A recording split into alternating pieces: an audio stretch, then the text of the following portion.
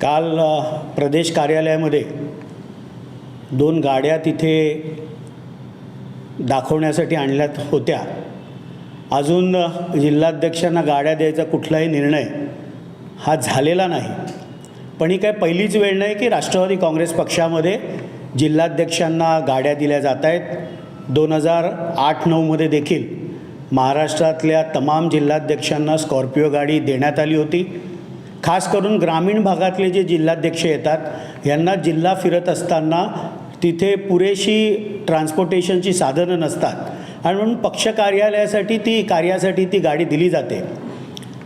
Doctor Jitendra Awhad बहुतेक विसरले असतील की तेही कधी ठाणे शहर जिल्ह्याचे अध्यक्ष होते आणि 2008-9ला तत्कालीन अध्यक्ष अशोक राऊळांना जेव्हा ती गाडी मिळाली ती नंतर काही काळासाठी डॉक्टर जितेंद्र आव्हाड देखील जिल्हाध्यक्ष म्हणून वापरत होते।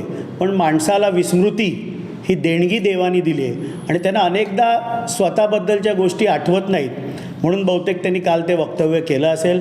अजून जिल्हाध्यक्षांना कुठली गाडी मिळणार आहे, कधी मिळणार आहे याबाबतचा कुठलाही निर्णय झालेला नाही।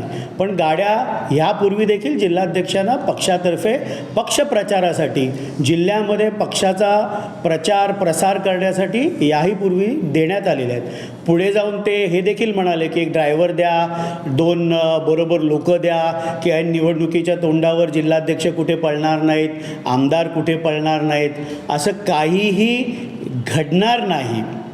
ठाण्यातले पदाधिकारी तर तुमच्या डोळ्यात डोळे घालून तुमच्या देखत आम्ही सगळेजण अजितदादांबरोबर गेलो, आम्ही कोणीही घाबरलो नाही। तुमचा स्वीय सहाय्यक गेला, तुमच्या कार्यालयामध्ये अनेक वर्ष काम करणारा तुमचा सहकारी गेला, त्यामुळे आम्हाला कोणालाही घाबरून कुठे जायची, निवडणुका आल्यात म्हणून जायची गरज नाही। आम्ही अजित पवार साहेबांचे निष्ठावान आहोत। आम्हाला 2 माणसं गाडीबरोबर द्यावी अशा प्रकारची कुठलीही परिस्थिती येणार नाही। पण जसजशा निवडणुका येतील तेव्हा तुमच्या आजूबाजूचे लोक टिकलेत ना हे मात्र त्यांनी तपासून बघावं। एबीपी माझा, उघडा डोळे बघा नीट।